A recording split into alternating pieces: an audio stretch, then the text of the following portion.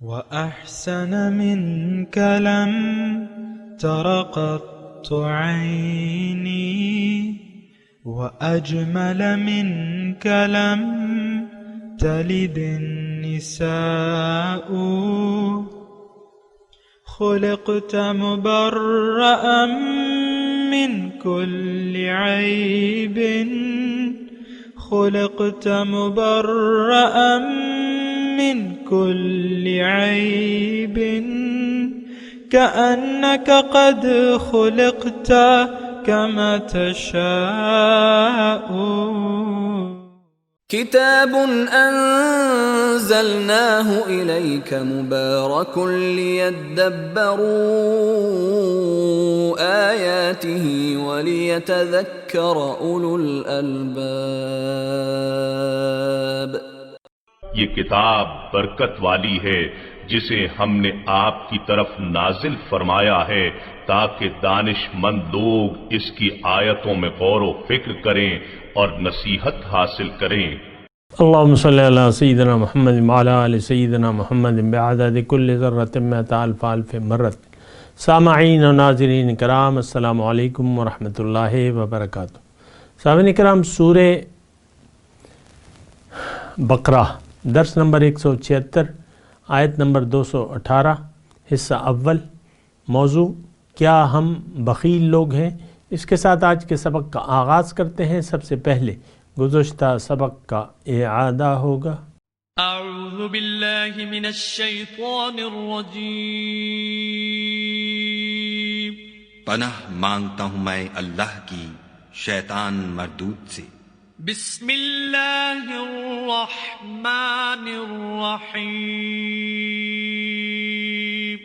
شروع اللہ کے نام سے جو بڑا مہربان نہایت رحم والا ہے. يسألونك عن الشهر الحرام قتال فيه قل قتال فيه كبير وصد عن سبيل الله وكفر به والمسجد الحرام وإخراج أهله منه أكبر عند الله والفتنة أكبر من القتل ولا يزالون يقاتلونكم حتى يردوكم عن دينكم إن استطاعوا ومن يرتدد منكم عن دينه فيمت وهو كافر فأولئك حبطت أعمالهم في الدنيا والآخرة وأولئك أصحاب النار هم فيها خالدون.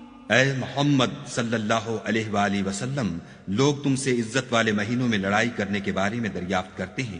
کہہ دو کہ ان میں لڑنا بڑا گناہ ہے، اور خدا کی راہ سے روکنا اور اس سے کفر کرنا اور مسجد حرام یعنی خانہ کعبہ میں جانے سے بند کرنا اور اہل مسجد کو اس میں سے نکال دینا جو یہ کفار کرتے ہیں، خدا کے نزدیک اس سے بھی زیادہ گناہ ہے. اور فتنہ انگیزی خون ریزی سے بھی بڑھ کر ہے، اور یہ لوگ ہمیشہ تم سے لڑتے رہیں گے یہاں تک کہ اگر مقدور رکھیں تو تم کو تمہارے دین سے پھیر دیں. اور جو کوئی تم میں سے اپنے دین سے پھر کر کافر ہو جائے گا اور کافر ہی مرے گا تو ایسے لوگوں کے اعمال دنیا اور آخرت دونوں میں برباد ہو جائیں گے، اور یہی لوگ دوزخ میں جانے والے ہیں جس میں ہمیشہ رہیں گے. سامعین کرام، سورہ بقرہ آیت نمبر 218. لفظی ترجمہ: ان الذین آمنوا، بے شک وہ لوگ جو ایمان لائے، والذین ہاجروا، اور جنہوں نے ہجرت کی، وجاہدوا فی سبیل اللہ، اور محنت کی اللہ کی راستے میں، اولئک یرجون رحمت اللہ، یہ لوگ رحمت رب کے امیدوار ہیں. واللہ غفور الرحیم، اور اللہ تعالیٰ بخشنے والا مہربان ہے. اہم آیت ہے سامعین کرام، اور اس آیت میں اللہ تعالیٰ ایمان والوں کی صفات بیان فرما رہے ہیں کہ ایمان والے لوگ کیسے ہوتے ہیں، ان کی کیا روش ہوتی ہے، کیا اعمال ہوتے ہیں، کس چیز کے لیے محنت کرتے ہیں، اور رحمت رب کے مستحق کون لوگ ہیں. اس آیت کا اگر میں موضوع متعین کروں تو یہ ہے کہ اللہ کی رحمت کے قابل کون لوگ ہیں. ہمیں تو اس بات کی پرواہ نہیں ہے سامعین کرام عملی طور پہ. ہم تو پیسہ چاہتے ہیں، دولت چاہتے ہیں، دنیا چاہتے ہیں، دنیاوی عہدے چاہتے ہیں. اللہ کی رحمت کے امیدوار ہم نہیں ہیں کم از کم عملی طور پہ. زبانی طور پہ ہوں تو وہ ایک الگ بات ہے. زبانی طور پہ تو کہہ دینے سے کچھ بھی نہیں ہوتا. یا اللہ تیری رحمت چاہیے، تیری رحمت چاہیے، یا اللہ تیری رحم کر، فضل کر. یہ دعائیں اکثر میں سنتا ہوں نا، لیکن دیکھیں وہ دعا کس کام کی؟ آپ کے پاس مثال کے طور پہ ایک گھر ہے، اس کے پیسے موجود ہیں، اور پھر آپ بے گھر ہیں، گھر کے پیسے آپ کے پاس اکاؤنٹ میں موجود ہیں، بلکہ کچھ زیادہ ہی ہیں، اور پھر آپ دعائیں مانگ رہے ہیں اللہ تعالیٰ گھر دے دے اپنا، اللہ گھر دے دے، اللہ تعالیٰ اپنا کرم کر دے. گھر موجود ہے، پیسے موجود ہیں، جا کے خرید لو بھیا. نہیں، یہ ہماری دعائیں ایسی ہوتی ہیں. اللہ کی رحمت تو کہ حاصل اللہ کی رحمت موجود ہے. اللہ تعالیٰ رحیم ہے، کریم ہے، واللہ غفور الرحیم ہے. لیکن ہم صرف دعاؤں پہ تکیہ کرتے ہیں، کام اللہ کی مرضی کے نہیں کرتے. اللہ کی رحمت، جن باتوں پہ اللہ کی رحمت انسان کی طرف متوجہ ہوتی ہے، ہم وہ کام کرنا ہی نہیں چاہتے. اور وہ کام کیا ہیں؟ وہ آج کی آیت میں بیان ہو رہا ہے. ان الذین آمنوا، جو لوگ ایمان لائے. سب سے پہلے ایمان کا مسئلہ ہے سامنے کرام. ہم اصل میں بے ایمان لوگ ہیں. بے ایمان، یہ بے ایمان تو ایک گالی ہے نا اردو زبان میں. اے بے ایمان، بڑے بے ایمان ہو تم بھائی. کل مجھ سے وعدہ کیا تھا اور آج تم نے مجھے کھانا ہی نہیں کھلایا، بڑے بے ایمان. یہ دیکھیں، یہ دینی اصطلاحیں بھی ہم نے عام مروجہ زبان میں استعمال کرنا شروع کر دی ہیں، اور بس وہ بے ایمانی ہماری اتنی ہے کہ کسی نے آپ کو بریانی کھلانے کا وعدہ کیا اور پھر وہ بے ایمان ہو گیا. یہ نہیں، بریانی، یہ بے ایمانی جو ہے نا، یہ ایک قسم کی آج کل ایک قسم کی گالی ہے. لیکن یہ ایمان اور بے ایمان، یہ دو متضاد لفظ ہیں. ایمان کا مطلب پہلے دیکھیں، ایمان کا مطلب یقین ہوتا ہے، یقین، ایمان. والذین ان الذین آمنوا. اب یقین کس چیز پر؟ میں آپ کو کہہ رہا ہوں نا کہ ہم بے ایمان ہیں، تو ہمارا تو یقین ہی نہیں ہے اللہ پہ. ہمارا یقین تو ہے دنیا پہ، ظاہر پہ. تو یہ تو ایمان نہیں ہے. یعنی یہ تو وہ ایمان نہیں ہے جس کا مطالبہ اللہ تعالیٰ کی طرف سے. فآمنوا باللہ ورسولہ، بس ایمان لے آؤ اللہ پہ اور اس کے رسول پہ. ہمارے یہ دونوں ایمان نہیں ہیں، یہ بات نوٹ کر لیں سامنے کریں. ایمان باللہ کا مطلب یہ ہے کہ دیکھیں، اب کیا کروں، میں تشریح کرنا پڑتی ہے ہر وقت، تشریح تو کرتا رہوں گا، کوئی ایسی بات نہیں ہے. ایمان باللہ کا مطلب آپ سمجھنے کی کوشش کریں. دیکھیں، اللہ تعالیٰ نے ہمیں بے مقصد پیدا نہیں فرمایا. اس کائنات کو اللہ تعالیٰ نے بامقصد پیدا کیا ہے، بے مقصد نہیں ہے. اچھا، اس کائنات کا پیدائش کا مقصد انسان کو فائدہ پہنچانا ہے. انسان کی زندگی، یہ دنیا، یہ زمین اللہ تعالیٰ نے میرے لیے اور آپ کے لیے بنائی ہے. یہ بات نوٹ کر لیں. ہمیں اللہ تعالیٰ نے اپنے لیے، یعنی اپنی ملاقات کی تیاری کے لیے پیدا کیا ہے. اللہ تعالیٰ ہمیں ایک عظیم الشان رتبہ، مرتبہ، مقام، نعمت عظمیٰ دینا چاہتا ہے. اور وہ نعمت عظمیٰ کیا ہے؟ ملاقات، اللہ کی ملاقات. ابھی آگے وہ لفظ آئے گا. اللہ کی ملاقات، اللہ کا دیدار اور قرب الہی. اس کے لیے، اس کی تیاری کے لیے اللہ تعالیٰ نے ہمیں یہاں بھجوایا ہے. اب جن لوگوں نے، تھوڑی توجہ، جن لوگوں نے اس بات پر یقین کر لیا جو میں آپ کو کہہ رہا ہوں، یقین کر لیا، اب یہ لوگ جو ہے یقین کے پھر تقاضے ہیں وہ بھی اللہ تعالیٰ بیان فرما رہے. ہجرت اور جہاد، دو تقاضے ہیں ایمان کے. والذین ہاجروا وجاہدوا. ہجرت ایک تو ظاہری ہے اور ایک باطنی ہے. ہجرت مدینہ اوائل اسلام میں فرض تھی، اور ہو سکتا ہے اس آیت میں ہجرت مدینہ اس وقت ہجرت مدینہ ہی مراد ہو. لیکن اصل مہاجر کون ہے؟ المہاجر من حجر الخطایا، یہ تو حضور صلی اللہ علیہ وسلم کے الفاظ ہیں، انہی کی حدیث ہے۔ مہاجر حقیقی وہ ہے جس نے خطاؤں کو چھوڑ دیا، من حجر الخطایا۔ تو بہرحال یہ اصل میں جو ہے ہجرت ہے، والذین آمنوا وجاہدوا، بس یہ دو تقاضے ہیں صاحب کرام، ایمان باللہ اور پھر اس کا اظہار آپ ایسے کریں گے کہ خطا کو چھوڑ دیں گے۔ خطا کو چھوڑ دینے کا مطلب کیا ہے کہ آپ خطا والی زندگی چھوڑ دیں گے، اور خطا والی زندگی چھوڑنے کا مطلب بھی میں آپ کو بتا دوں۔ دراصل ہر چیز کا دیکھیں، مجھے یہ ہوتا ہے نا کہ میں بھی آپ کو بھی کہتا رہتا ہوں کہ ہر چیز کی تشریح کرنی پڑتی ہے، کیونکہ ہر چیز کا مطلب ہم نے یا تو محدود کر لیا ہے یا غلط کر لیا ہے۔ اب خطا کا تو ہمارے ذہن میں اتنا کوئی واضح مطلب نہیں ہے۔ خطا دراصل یہ ہے کہ آپ راستہ بھول جائیں، آپ راستہ بھٹک جائیں، آپ سے خطا ہو جائے۔ ہم لوگوں سے تو بنیادی طور پہ ایک خطا ہو رہی ہے، اور ہم کر چکے ہیں کہ ہم راستہ بھول گئے اپنا۔ اللہ ہماری منزل تھا اور اللہ کے راستے پر چلنا تھا، جس سے ہم بھٹک گئے ہیں۔ اب دنیا کو ہم نے اپنی منزل بنا لیا ہے اور دنیا کی کامیابی کے راستے پر چل رہے ہیں، خود بھی اور اپنے بچوں کو بھی اسی دوزخ میں ڈال لیں۔ خطا، یہ خطا ہے، بہت بڑی خطا ہے، اور یہ وہ خطا ہے جس کا ازالہ ہونا چاہیے۔ اگر ہم نے اس کا ازالہ نہیں کیا تو پھر نقصان میں رہیں گے۔ ہجرت ہونی ہے، ہجرت کرنی ہے، ہجرت فرض ہے۔ آپ کو خطاؤں کو چھوڑنا ہے۔ من حجر الخطایا، المہاجر من حجر الخطایا، آپ کو مہاجر بننا ہے۔ بہرحال وجاہدوا فی سبیل اللہ، دیکھیں ایمان باللہ میں نے آپ کو بتایا کہ آپ کا پکا یقین ہو کہ اللہ ہی میری منزل ہے اور اللہ ہی کی طرف میں نے جانا ہے اور اللہ کے راستے پر چلنا ہے۔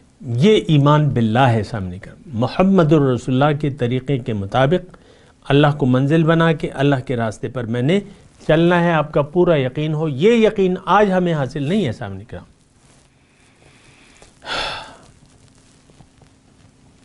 اور نہ ہم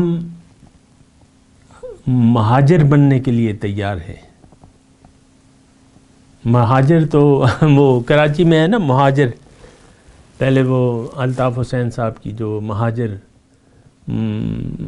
موومنٹ ہوتی تھی، تو بہرحال تو وہ دیکھیں مہاجر یہ تو ساری جو ہے نا وہ لٹیا ہی ڈوب گئی ہے مسلمانوں کی، اسلام کی نہیں، مسلمانوں کی۔ اس نے اپنی لٹیا ڈبو لی ہے۔ مہاجر اب دیکھ لیں وہاں بس سندھی مہاجر کا جھگڑا ہے، اور اسی بیس پہ پارٹی کھڑی ہوئی ہے، اور لاکھوں آدمی جو ہے اس میں داخل ہے، لاکھوں آدمی۔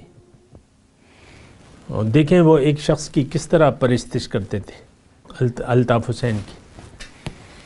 آج تو اس کا نام نہیں ہے، لیکن یہ ہے کہ اپنے وقت میں وہ ایک پورا خدا بن کے حکومت کرتا تھا، قتل مقاتلے اسی کے آرڈر پہ سارے ہوتے تھے۔ بہرحال لیکن میں ہجرت کی بات کر رہا ہوں۔ ہجرت آپ کو کرنی ہے، اللہ پر ایمان لا کے آپ کو خطا چھوڑنی ہوگی۔ خطا کا مطلب اگر میں اور آسان کر دوں تو آپ کو اپنی مرضی چھوڑنی ہوگی۔ اپنی مرضی کے مطابق زندگی گزارنا بہت بڑی خطا ہے۔ وجاہدوا فی سبیل اللہ، اور جد و جہد اللہ کے راستے میں۔ جہاد کا مطلب الگ ہے، قتال کا مطلب الگ ہے۔ قتال جہاد میں شامل ہے، اور جہاد کی ایک شعبہ، قتال جہاد کا ایک شعبہ ہے، لیکن ٹوٹلی قتال ہی جہاد نہیں ہے۔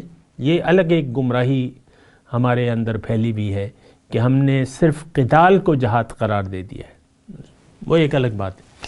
لیکن جہاد کا مطلب کوشش، جد و جہد، آپ کہتے ہیں نا جد و جہد، من جد وجدہ، جس نے کوشش کی اس نے پایا۔ تو بہرحال یہ تین چیزیں جو ہیں سامعین اکرام، اللہ تعالیٰ اس کو کامیابی کی دلیل بتا رہے ہیں۔ اولئک یرجون رحمت اللہ، یہ لوگ رحمت الہی کے امیدوار ہیں، ان کو ملے گی رحمت۔ باقی آپ کی اگر خوش فہمیاں ہیں تو رہیے آپ اس خوش فہمی کا شکار، لیکن اگر رحمت الہی چاہیے آپ کو تو یہ 3 کام ضروری کرنے ہیں: ایمان باللہ، ہجرت اور جہاد۔ واللہ غفور الرحیم، لیکن انسان ہے، غلطی ہو جاتی ہے، اللہ تعالیٰ بخشنے والا مہربان ہے۔ یسألونک عن الخمر والمیسر، تم سے یہ پوچھتے ہیں شراب اور جوئے کے بارے میں۔ اسلامی احکامات ہیں صاحب اکرام، میں ترجمہ کرتا ہوں۔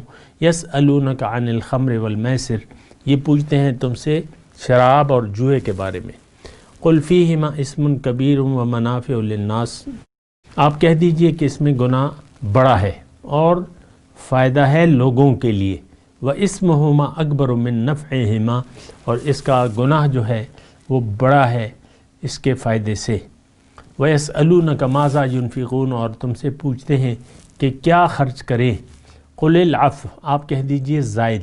کذالک یبین اللہ لکم الآیات لعلکم تتفکرون، اسی طرح اللہ تعالیٰ اپنی احکامات کی وضاحت کرتا ہے تاکہ تم سوچو۔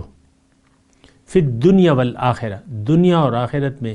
ویسألونک عن الیتامى، آپ سے پوچھتے ہیں یتیموں کے بارے میں۔ قل اصلاح لہم خیر، آپ کہہ دیجئے کہ ان کی اصلاح یا دیکھ بھال اچھی بات ہے۔ وَإِن تُخَالِطُوهُمْ فَإِخْوَانُكُمْ، اگر تم ان کو اخراجات کی مد میں اپنے ساتھ شامل کر لو تو وہ تمہارے بھائی ہیں۔ واللہ یعلم المفسد من المصلح، اللہ تعالیٰ جانتا ہے مفسد کون ہے، مصلح کون ہے۔ وَلَوْ شَاءَ اللَّهُ لَأَعْنَتَكُمْ، اگر اللہ تعالیٰ چاہتا خواہ تو تم مشکل میں پڑ جاتے۔ ان اللہ عزیز حکیم، بے شک اللہ تعالیٰ غالب ہے، غالب ہے اور حکمت والا ہے۔ سامعین کرام، جو آیت میں نے ابھی پڑھی ہے تو اس میں جو پہلا مضمون ہے یہ شراب کی ممانعت کا پہلا مضمون ہے۔ دیکھیں، انقلاب ایک دم نہیں آتا، انقلاب مطلب تبدیلی۔ اللہ تعالیٰ کا قانون یہ ہے تدریج، آہستہ آہستہ، تو یہ تمام کائنات میں ایسا وہ ہے۔ دیکھیں، انسان بسا اوقات انسان بیمار ہوتا ہے، آہستہ آہستہ بیماری اس پہ غالب ہو جاتی ہے، پھر وہ مر جاتا ہے۔ مرنے کی اپنی علامات ہیں، بات چیت بند کر دیتا ہے، کھانا پینا بند کر دیتا ہے، پھر یہ تو اسی طرح تدریج ہے، ہر کام میں اللہ تعالیٰ کی تدریج ہے۔ ہوائیں، بارش ایک دم آسمان سے نہیں برستی، پہلے آبی بخارات اڑتے ہیں، ہوائیں اس کو لے کے جاتی ہیں، بادل بن جاتے ہیں، اور پھر آہستہ آہستہ وہ بادل چھا جاتے ہیں، بھاری ہو جاتے ہیں، پھر برسنے لگتے ہیں۔ ہر کام میں اللہ تعالیٰ ایک سبب ہے اور تدریج کا قانون ہے۔ اسلام اگر آیا ہے تو تدریجاً آیا ہے۔ احکامات آپ دیکھیں، 13 سال جو مکی زندگی کے 13 سال تھے اس میں احکامات کی وضاحت نہیں تھی، اب آ رہے ہیں، اب جماعت بن گئی ہے تو اب احکامات آ رہے ہیں۔ یسألونک، اب سوال ہو رہا ہے، تو یسألونک عن الخمر، شراب اور جوئے کے بارے میں، تو یہ پہلا حکم ہے، یہ بات نوٹ کر لیں۔ زیادہ تو میں وضاحت نہیں کروں گا، لیکن پہلا حکم ہے کہ اس میں ایک دم منع نہیں کیا گیا ہے، لیکن یہ کہا گیا ہے کہ بھئی اس کا گناہ جو ہے وہ زیادہ ہے، نفع کم ہے، گناہ زیادہ ہے، یہ کہا گیا ہے۔ اب آہستہ آہستہ پھر وہ تدریجاً کہ لا تقربوا الصلاۃ الا وانتم سکارى، لا تقربوا الصلاۃ وانتم سکارى، تو پھر تیسرے درجے میں انما الخمر والمیسر والانصاب والازلام رجس من عمل الشیطان فاجتنبوہ، وہ تیسرا پھر اس میں قطعی بندش کا حکم آ گیا۔ پھر یہاں مال کا خرچ کے بارے میں پوچھا جا رہا ہے کہ خرچ کیا کریں۔ اللہ تعالیٰ نے ایک اصولی بات بتائی ہے کہ تم جو زائد ہے تمہاری، زائد از ضرورت خرچ کر دو۔ اب یہ ایک بنیادی حکم ہے اللہ تعالیٰ کا۔ اللہ تعالیٰ یعنی چاہت اس کی یہ نہیں ہے کہ تم جمع کرو، بلکہ اللہ تعالیٰ فرماتا ہے کہ خرچ کرو۔ قل العفو، اب خرچ کرنا جو ہے اس کے جو پہلے مدارج ہیں آپ کو میں نے بتایا ہے کہ آپ خود اپنے اوپر خرچ کریں، اپنے بیوی بچوں پر خرچ کریں، اس کے بعد جو تفصیل گزر چکی ہے ما انفقتم من خیر فللوالدین والاقربین وغیرہ وغیرہ والیتامى والمساکین، تو وہ پھر خرچ کے مدات ہیں۔ لیکن ایک بات نوٹ کر لیں کہ یہاں اگر آپ نے خرچ کر دیا ضرورت سے زائد تو یہ آپ کو واپس ملے گا، یہ دراصل آپ اپنے لیے جمع کر رہے ہیں۔ ایک بات نوٹ کر لیں کہ جو بھی اللہ تعالیٰ کی راہ میں اور اللہ کی مرضی سے آپ خرچ کرتے ہیں، دیکھیں پیسہ بچانے کی چیز نہیں ہے، آپ اسے خرچ کریں وہ آپ کے اکاؤنٹ میں جمع ہو جائے گا۔ اگر آپ چھوڑ گئے، اگرچہ ممانعت نہیں ہے اس کی، جمع کرنے کی بھی ممانعت نہیں ہے، یہ بات بھی نوٹ کر لیں، کیونکہ زکوٰۃ پھر کون دے گا؟ لیکن یہ ایک اعلیٰ درجہ ہے، ایک اعلیٰ ذہنیت ہے۔ اللہ تعالیٰ ہمارا ایک ذہن بنا رہا ہے کہ بھئی جو ضرورت زائد ہے کل کے لیے جمع کرنے کی کوئی خاص ضرورت نہیں ہے، اللہ تعالیٰ تمہیں اور دے دے گا۔ تم ما انفقتم من شیء فہو یخلفہ، جو بھی تم خرچ کرو گے تو اس کا قائم مقام اللہ تعالیٰ دے دے گا تمہیں۔ تو خرچ کرنے کا ہے، اللہ تعالیٰ نے کہا ہے کہ ينفقون اموال الذين ينفقون اموالهم، ابھی وہ مضمون آئے گا سارا انشاءاللہ، تو وہ ہم پڑھیں گے ادھر ہی۔ لیکن یہ ہے کہ اللہ تعالیٰ نے بہت راضی ہوتا ہے جو لوگ دن کو نہیں دیکھتے، رات کو نہیں دیکھتے، ينفقون اموالهم في سبيل الله سرا وعلانية باللیل والنہار، تو ان کے لیے اجر ہے۔ اور یہ ایک بات اس میں ضمناً یہ بھی نوٹ کر لیں کہ انسان، مال جو ہے انسان کے لیے فتنہ ہے، آزمائش ہے۔ انما اموالکم و اولادکم فتنہ، اور یہ فتنہ جو ہے یہ نفس انسانی کا ایک روگ ہے۔ حب دنیا، مال کی محبت حب دنیا سے ہے، دنیا کی محبت تمام گناہوں کی جڑ ہے۔ حب الدنیا رأس کل خطیہ، تو اگر آپ کا دل دنیا کی محبت میں گرفتار ہو گیا تو گناہ جو ہے پھر آپ کے لیے مشکل نہیں رہیں گے، اور آپ کے جو مزاج ہے اس میں گناہ جو ہے یا گناہوں کا مزاج بن جائے گا۔ گناہ کیا ہے؟ اللہ کے حکم، اللہ کی یاد کو بھلا کے جو آپ زندگی گزاریں گے وہ گناہ عظیم ہے۔ ظاہر ہے کہ اللہ کو بھلا دیا تو پھر تو آپ شرک عملی میں مبتلا ہو جائیں گے۔ تو اس میں ایک بہت بڑی حکمت ہے اللہ تعالیٰ کی، قل العفو۔ اب اس میں ہم تو کہتے ہیں یار اپنے لیے تو کچھ چھوڑا نہیں تم نے، بھئی تمہارا تو اللہ ہے نا، تمہیں کیا پرواہ ہے؟ من لہ المولا فلہ الکل، جس کا مولا ہو گیا اس کا سب کچھ ہے۔ اور یہ تو دیکھیں اللہ تعالیٰ جو ہے واللہ یقبض ویبسط والیہ ترجعون، یہ فراخی اور تنگی تو اللہ تعالیٰ کے ہاتھ میں ہے۔ ابھی ہم پڑھ کے آئے ہیں کہ ان اللہ یبسط الرزق لعبادہ من یشاء ویقدر لہ، واللہ یبسط الرزق لمن یشاء، ابھی ہم نے پڑھا ہے۔ تو یہ تو یعنی دیکھیں باپ، میں ویسے آپ کو ایک مثال دوں، باپ جس کا بے انتہا امیر ہو، اس کے بچے جو ہے اگر خرچ میں ہاتھ کھلا رکھیں تو ان کو کوئی ڈر نہیں ہوتا، ایسا ہے کہ نہیں ہے؟ اب آپ کا ہاتھ کھلا ہے تو آپ کی حالت تو اللہ کے قابو میں ہے، ہر چیز اللہ تعالیٰ کے قابو میں ہے۔ اللہ تعالیٰ اور دے دے گا آپ کو، نہ دے تو وہ امتحان ہے، دے دے تب بھی امتحان ہے۔ لیکن ایک اصولی بات ہے کہ قول العفو کی پالیسی ہے کہ جو تمہارے پاس ہے اس کو خرچ کر دو۔ اب اس کے خرچ کرنے میں بہت سی حکمتیں ہیں۔ پہلی حکمت میں نے آپ کو بتائی کہ دنیا کی محبت آپ سے جاتی رہے گی۔ مال کو اگر آپ اپنا نہ سمجھے، اللہ کا سمجھ کے بوقت ضرورت اللہ کی راہ میں خرچ کریں، جہاں بھی آپ کا آتا ہے خرچ کے اپنے مدات ہیں، تو اس کو اگر آپ خرچ کرتے رہیں تو آپ کا آخری کا خزانہ جو ہے وہ بھرتا رہے گا۔ یعنی یہ آپ کی پس اندازی ہے۔ یہ ایک بات میں نوٹ کرا دوں آپ کو، قل العفو، اللہ تعالیٰ نے قرآن میں فرمایا ہے وَمَا تُقَدِّمُوا لِأَنفُسِكُم مِّن خَيْرٍ تَجِدُوهُ عِندَ اللَّهِ، جو بھی تم خرچ کرو گے تو اللہ تعالیٰ کے ہاں پالو گے۔ جو بھی نیکی تم کرو گے، وما تقدموا لانفسکم من خیر، جو بھی بھلائی تم آگے کے لیے بھجواؤ گے تو وہ وہاں پر تم پالو گے۔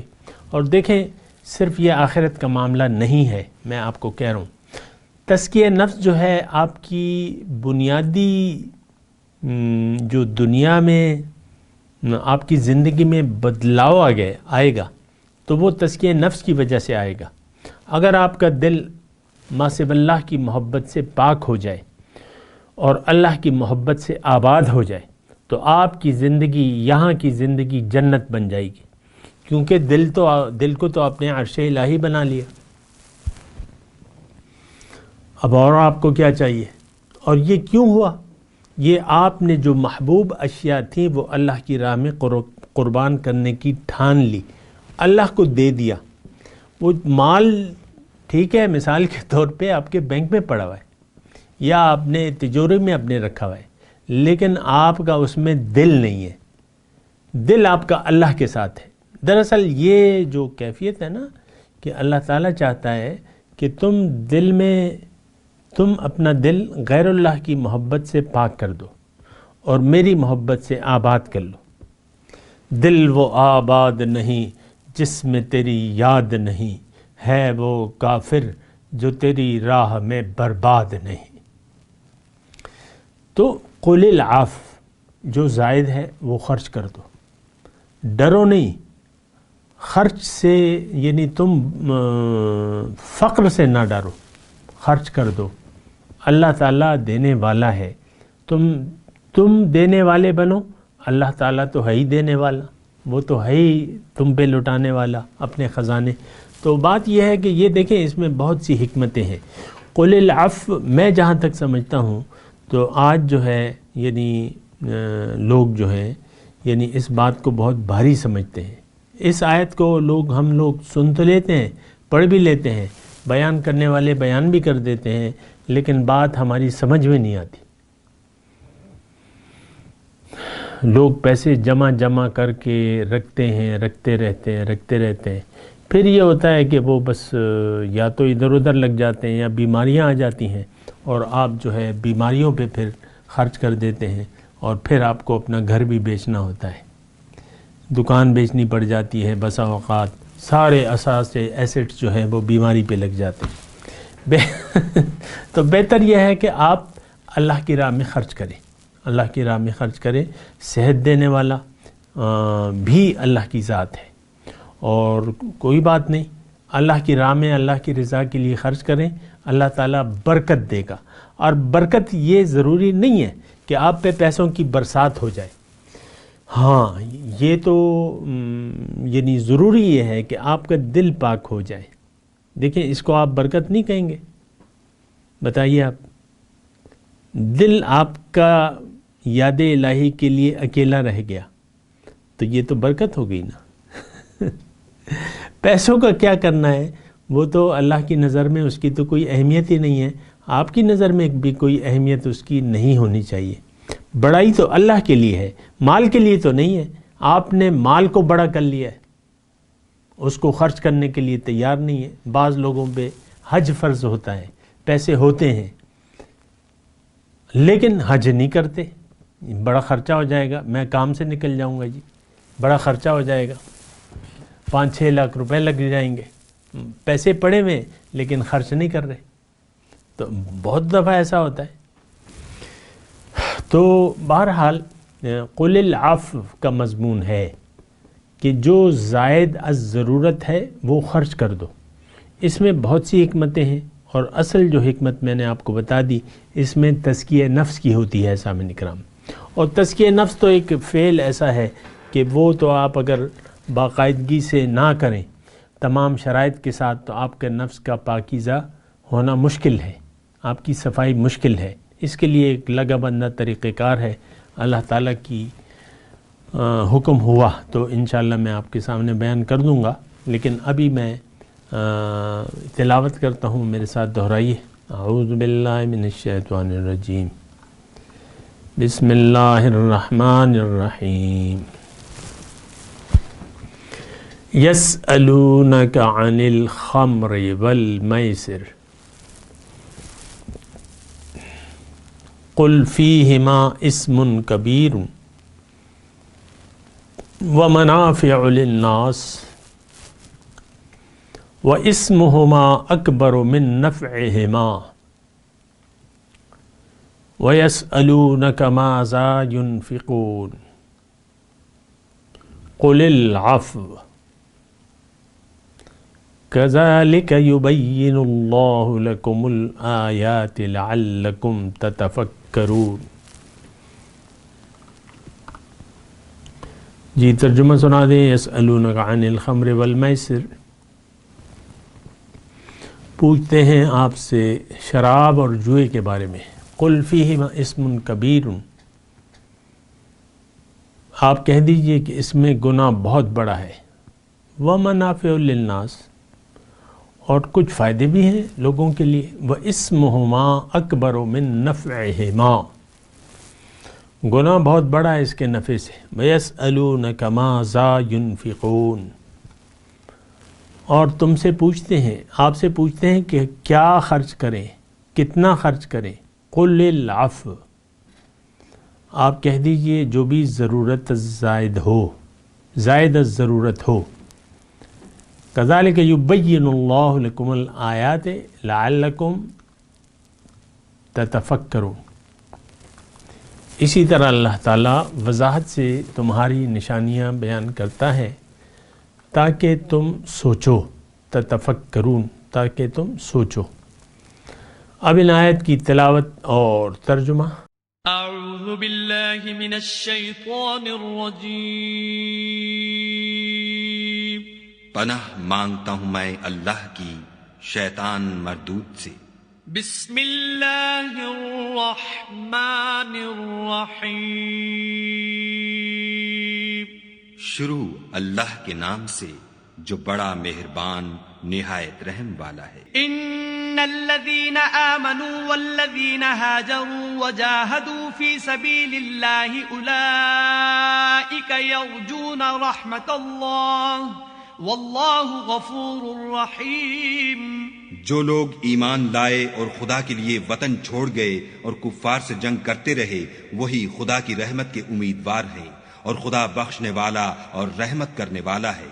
يسألونك عن الخمر والميسر قل فيهما إثم كبير ومنافع للناس وإثمهما أكبر من نفعهما ويسألونك ماذا ينفقون قل العفو كذلك يبين الله لكم الآيات لعلكم تتفكرون.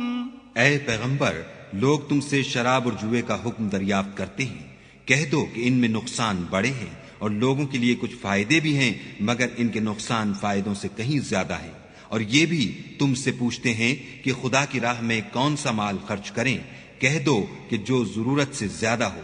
اس طرح خدا تمہارے لیے اپنے احکام کھول کھول کر بیان فرماتا ہے تاکہ تم سوچو. اس کے ساتھ ہی سامعین کرام آج کے درس کا وقت اختتام کو پہنچا. انشاءاللہ اگلے درس میں ملاقات ہوگی. وآخر دعوانا ان الحمدللہ رب العالمین. والسلام علیکم ورحمۃ اللہ وبرکاتہ. مولایا صلی وسلم دائما ابدا علی حبیبک خیر الخلق کلہم.